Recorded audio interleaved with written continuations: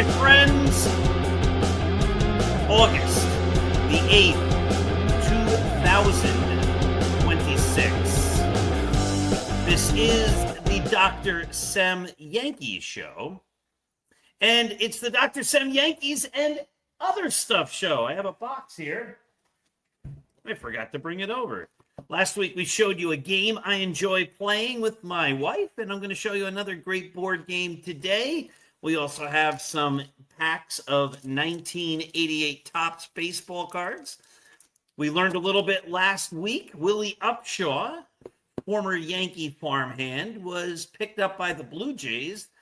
You know, any baseball fan my age remembers Willie Upshaw as a Blue Jay, and you remember that he had been a Yankee farmhand first, but I'd forgotten that he went to the Blue Jays in the Rule 5 draft. That's what we learned last week. But let's begin, as we begin every week, with some words of encouragement. My dear friends, let's make today a great day. And how do you make your day great? It's simple. It's easy. All you need to do is look for the good. If you find the good, you can't help but have a great day. If you don't look for the good, seeing a lot of reflections in my glasses today. What if we did it without glasses? That'd be interesting. And then I can make even the screen a little brighter. I've been moving the screen down. So we'll see what we can do. I don't wear glasses normally. I just wear them when I'm reading. And when I'm on the computer and doing research and things, can't really see well when it's up close stuff anymore. But anyway, when we do nice things for other people, you can't help but have a great day. You look around the world, you take the good, you see the good, you appreciate the good, and you cherish that in your heart. That's how you make each day great. But if you can't find something good to do, do something nice for somebody else. That is a great way to do good and to make good and to share good. Now, this is going to be the problem. Can I get the right? Yes, I can without any glasses. Reminder, this show is brought to you by Artemisia Publishing. Artemisia is a great publisher who has published many of my books. In fact, one of the most popular books I wrote right now is this one here, 365.2 Going the Distance, A Runner's Journey. This is the book about the year that I decided to run every single day, and I did. And the book is a story of me running every day for a year, but more, it's a book about motivation. If there is something that you would like to accomplish and you don't think you can accomplish it, well, the thing to do then would be to read 365.2. That book should inspire you to understand that there are no limits, or at least we can reduce the limits in our lives. You can do more than you ever thought. Of course, they also published the award-winning The Least Among Them, the award-winning From Compton to the Bronx, the award-winning Scattering the Ashes, the greatest novel ever. Of course, The Least Among Them and Scattering the Ashes are both also on Spotify. So if you go to Spotify, you can actually hear the audio of each of those books. My newest book by Artemisia is The Greatest New York Yankees by Uniform Number. So let's jump into what happened this last week. A week ago, I was here talking to you about the trade deadline.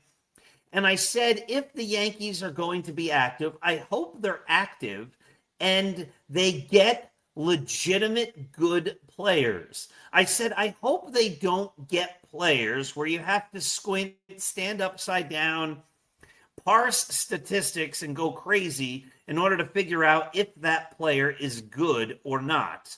So what did the Yankees do? They went out and they got two guys that you have to stand upside down, parse statistics, squint your eyes, and say, is this guy really any good? And they got two guys who are pretty good, but they didn't get guys who are difference makers. This is what it comes down to. And I wrote a great article about this that was published, of course, on Start Spreading the News, the greatest Yankees site that's out there. The one that has really the most original content and the most varied perspectives, the most varied views. We have a large staff of writers, and I never tell them what to write. They all write what they feel is correct. And that's unlike most other sites that have narratives We don't have a narrative. I have narratives, I have beliefs, but those are not necessarily the same as other people. But the Yankees, and I wrote an article, this is what I'm saying about the Dodgers, and I mentioned this in the article about the Dodgers. The Dodgers shop at all of the big stores. If you were to be a Dodger, you'd be shopping on Fifth Avenue in New York City. The Yankees, they're shopping, I don't know, at discount marts, trying to find the player who, just might be the guy if everything goes right. But the Dodgers, they go out when they're going to make a deal and they get the guy who is great. And the frustrating thing about the Yankees, and I've said this many times, many times, the frustrating thing about the Yankees is they didn't used to be this way. The Yankees used to be the gold standard. Now the Yankees are, as we have said, and as I should copyright it, they want to be a little bit better than pretty good. And I don't think anybody wants that from anybody else in their lives. The Yankees are content being a little bit better than pretty good. And the Yankee fans who support them no matter what, and I wish I was one of them. I wish I could see the Yankees always through rose-colored eyes or rose-colored glasses. But I'm a realist. The Yankees have won one World Series since 2001. That's just not very good. In fact, that's bad. And the Yankee fans, the ones who want to celebrate everything they do, well, those fans say, yes, but they're always over 500. There was a time when that wasn't the Yankee goal. That was not what they celebrated. They didn't celebrate being a little bit better than pretty good. The Yankees used to celebrate excellence, greatness. The goal was simple: win. Win and win a World Series. In 1998, when the Yankees won all those games, and I think it was 114 in the regular season. I could look it up, but I can't see the numbers without my glasses. So I think it was 114. Do you remember that year? The Yankees then said, we need to win the World Series or it's meaningless. In order to show that this was a great season, the only way to prove that this was a great season is to win the World Series. Today, they wouldn't think that way. Today, they would say, we won 114 games. I know we lost in the playoffs, but we won 114 games.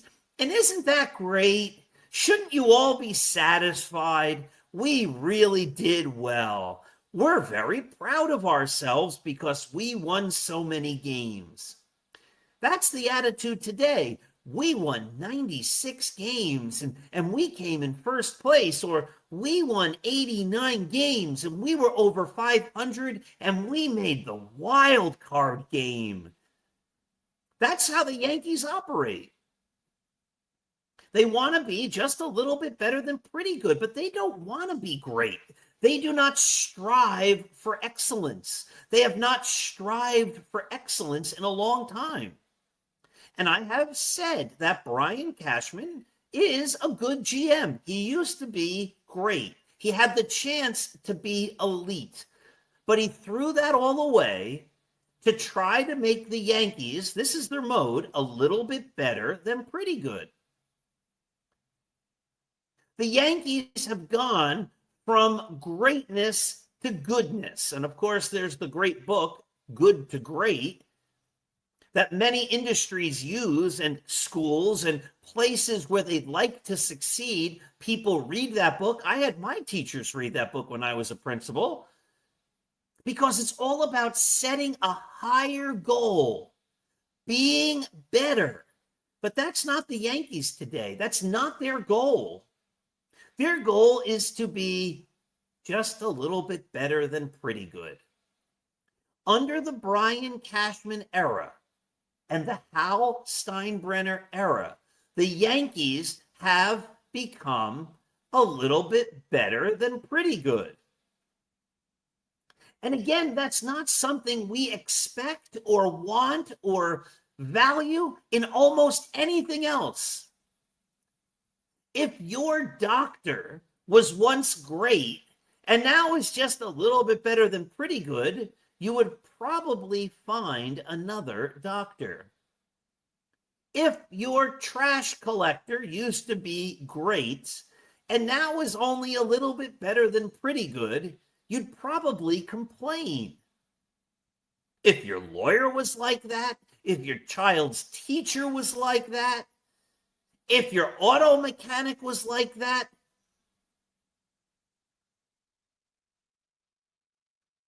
in almost every aspect of life, we expect those people who work for us or perform services for us to be great. We would not be satisfied if they just became, especially if they had once been great, a little bit better than pretty good. But that's the legacy. The Yankees have gone from here to here. They've downgraded. It's irrefutable. You cannot argue it. And that is the legacy of Brian Cashman and Hal Steinbrenner. That's how they are going to be remembered. I don't know if they truly understand and appreciate that, but that will be their legacy. We took a franchise that was great and we made it somewhat better than mediocre. We lowered the expectations of the fans. We made the organization worse. We didn't make it better. You can't argue they made it better. You cannot argue that. They haven't made it better. They've made it worse. And when people look back in history at the era when Hal Steinbrenner and Brian Cashman ruled the Yankees, the only conclusion you can come to is they won a lot of games because they were always a little bit better than pretty good.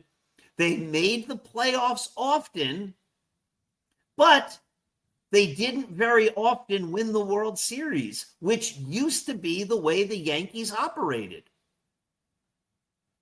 And you'll look at the rosters and you'll say they brought in some really good players, some great players, but they always left areas empty. They made the team pretty good. They didn't make the team great. And when people talk about, and it's not his fault necessarily, but when people talk about the four greatest Yankees of all time, who should be on the Yankee Mount Rushmore? The answer is always going to be Babe Ruth, Lou Gehrig, Joe DiMaggio, and Mickey Mantle. I know people would like Derek Jeter to be on there, but no, Derek Jeter wasn't better than any of them. I know people would like Mariano Rivera to be there, but he wasn't any better than them. Those men were the greats of the greats. And some people have been arguing that Aaron Judge belongs on that Yankee Mount Rushmore. And they actually make the point that he should take Joe DiMaggio off. What are you, crazy? Joe DiMaggio was a winner. Now, if we were talking strictly statistics, and Aaron Judge isn't quite Joe DiMaggio yet, But if we were talking strictly statistics and we were fans of any other franchise, including the Dodgers, the Cardinals, the Mets, the Red Sox, the Orioles, the Tampa Bay Rays, the Miami Marlins, the Texas Rangers, the Houston Astros, the San Diego Padres, the Pittsburgh Pirates, whomever, and you wanted to put up your Mount Rushmore, you could make the argument maybe with those same exact guys, with those same exact statistics, maybe you could make the argument that Aaron Judge might belong on there at the expense of one of those other guys. Not yet, but maybe if he puts up a couple more big seasons. But when you're talking the Yankees, there is no way Aaron Judge goes on that Mount Rushmore. Because when it's the Yankees, you don't just have to be great. You have to be a winner. And Babe Ruth was a winner. And Lou Gehrig was a winner. And Mickey Mantle was a winner. And Joe DiMaggio was a winner. And Derek Jeter was a winner. And Mariano Rivera was a winner. And Yogi Berra was a winner. And those guys would also rank ahead of Aaron Judge because to date, Aaron Judge has won as many World Series as I have. Think about that. Aaron Judge has won as many World Series as you have. Except if you're a former Yankee or a former major leaguer who's been on a World Series team. But for the vast majority of the audience, think about that. And much of the blame for that goes to the way the Yankees have been run by Brian Cashman and Hal Steinbrenner. But you cannot be on the Yankee Mount Rushmore if you've never won a World Series, or even if you've only won one. I dare say even if you've only won two. And it's unlikely that Aaron Judge is going to win more than 2 World Series over the course of the rest of his career. That's just not how the Yankees operate, because they don't operate to be great. The Dodgers do, the Yankees don't. And again, I don't think they truly understand this. But in the end, history is the judge. Not Aaron Judge, the judge of us all. How we're remembered historically, how these guys will be remembered in baseball history. And the way Brian Cashman and Hal Steinbrenner will be remembered in baseball history was they were the architects, the owner and the general manager of the Yankees when the Yankees changed their business model from greatness, from being the best, to only being pretty good or a little bit better. And that's just not something to be proud of.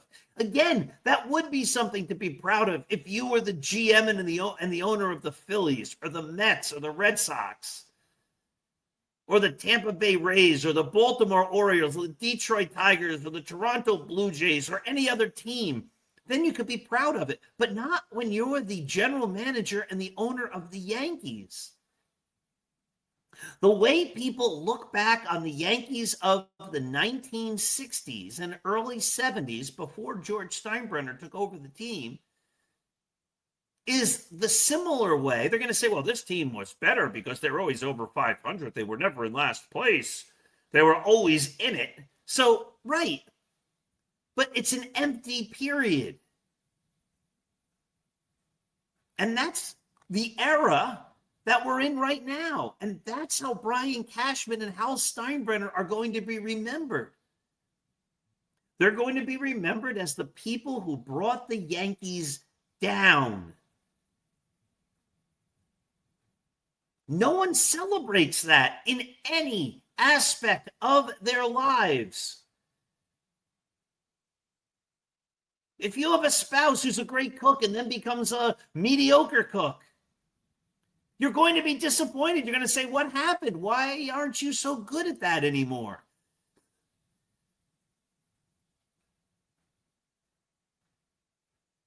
In any type of profession, In any aspect of our lives, we strive for greatness, to be better. That's the model. That's what it's all about. How can I be better? And the one exception for that for Yankee fans is the Yankees don't operate that way. They don't think that way. That's not what they drive at.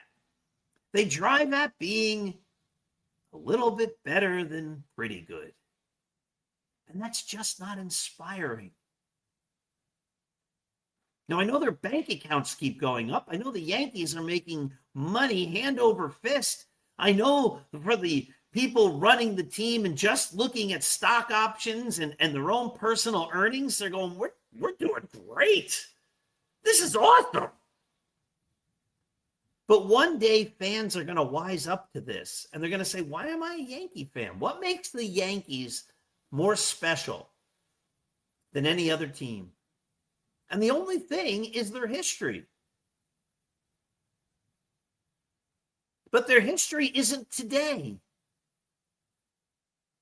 Today, they're a boring club.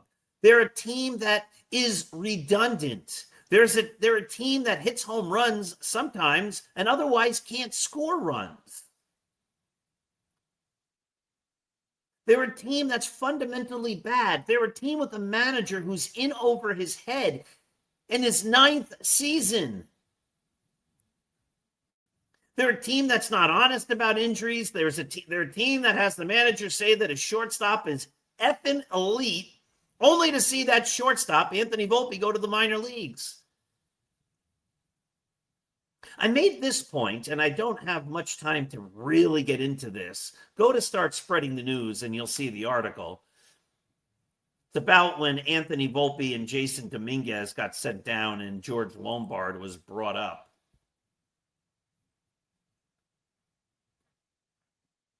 The Yankees keep trying to sell us on the next great Yankee. Oh, let me tell you, this guy, he's going to be great. And now they're doing that with George Lombard Jr. Oh, my goodness. He's the answer. He's the best. George Lombard Jr. is the best. That's what they keep telling us.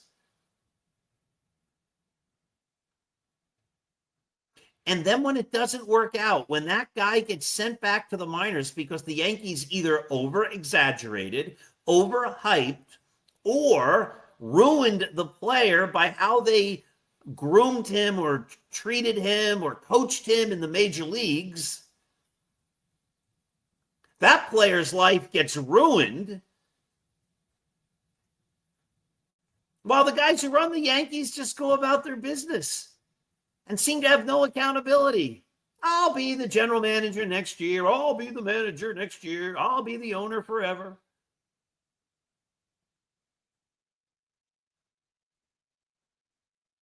Now, maybe George Lombard Jr. is going to be great. Maybe he's going to be amazing. I hope he is. That's everybody's hope.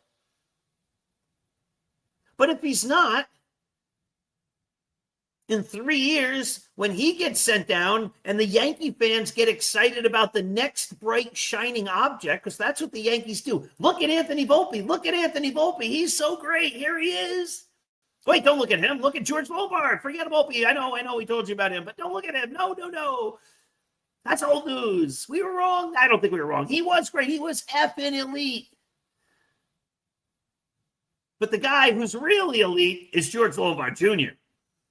And if he doesn't work out, because most of these guys on the Yankees never work out, it'll be the next bright, shining object. Somebody they drafted this year or next year. Oh, forget Lombard Jr. Bill Topps, this guy. I know, Lombard, but he was never really a top prospect. He was never truly the guy. We thought he might do it, but we weren't quite sure after 3 years of telling you how great he is. And then when fans or writers notice that that player isn't doing very well, some Yankee fans then say, why do you hate him? Why are you a hater? And I've explained this many times. No, nobody hated Anthony Volpe. Nobody hates Jason Dominguez. We're Yankee fans. We want them to succeed. We want them to help the Yankees win a World Series. But we get frustrated when we're sold a bill of goods over and over and over again.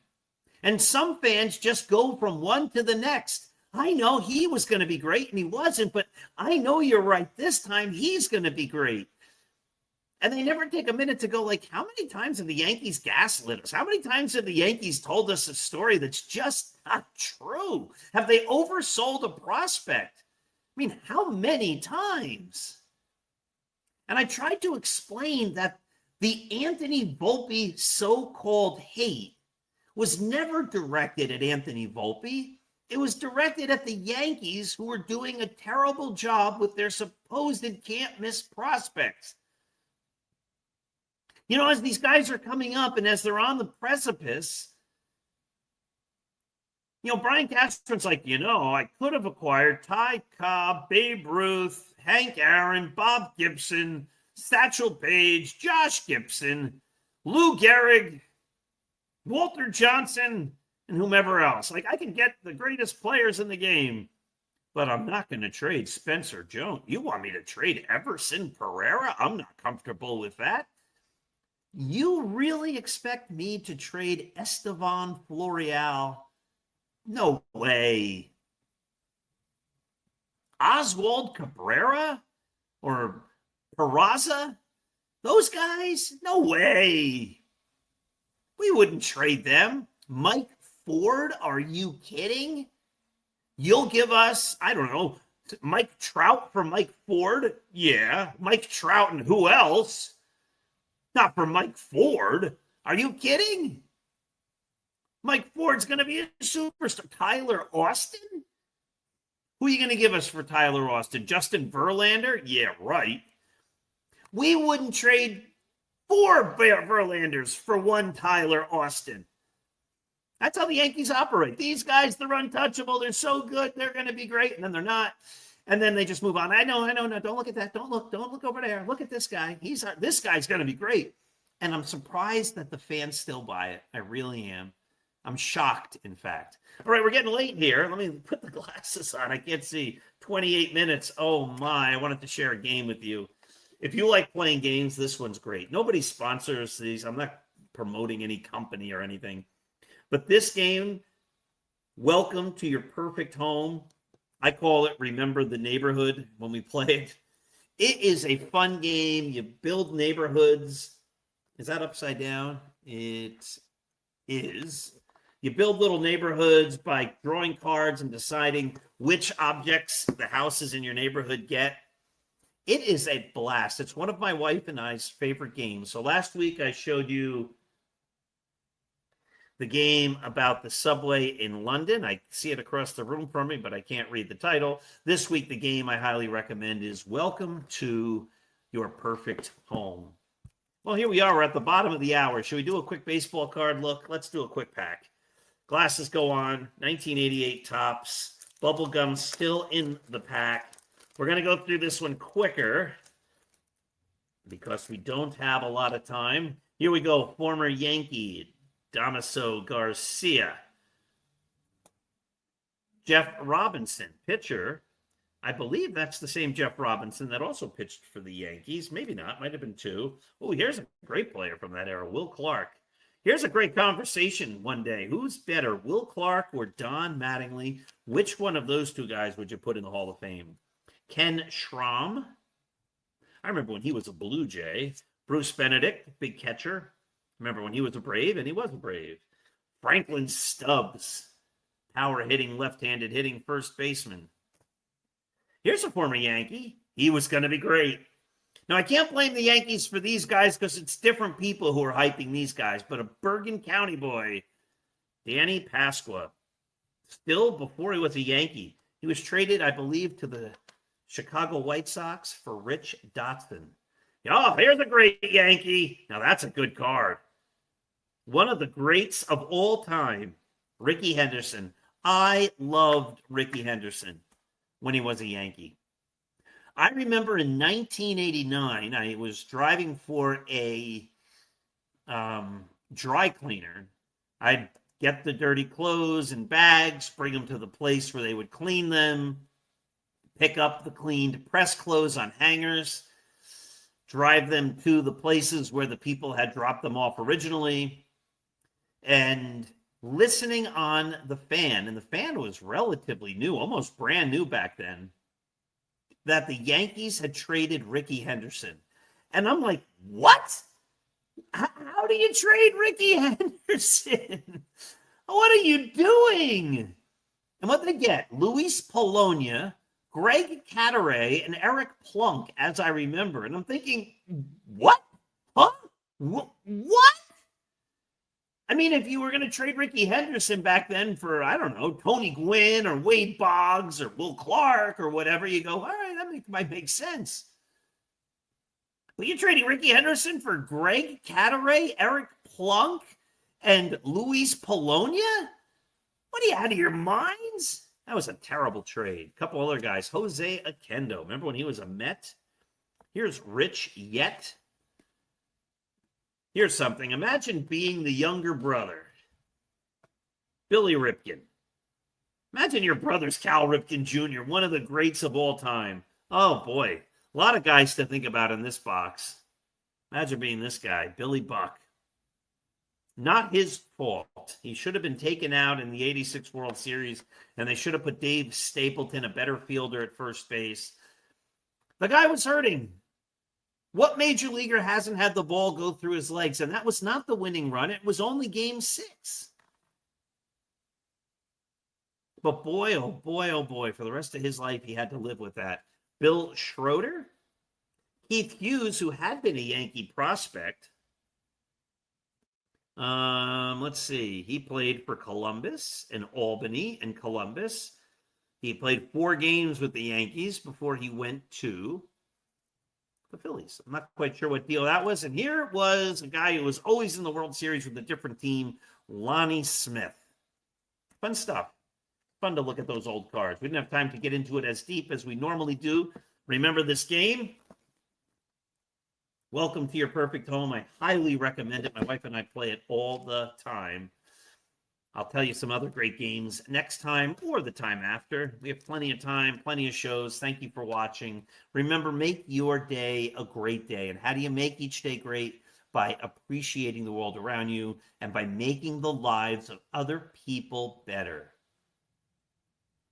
Have a wonderful day. Remember, when you give love, it comes back to you in greater amounts than you ever gave. So we're going to go now to the show that tells you about all the programs on the McGrath Podcast Network. And I'll see you again right here Saturday mornings, every Saturday morning at 7 a.m. Have yourselves a great day.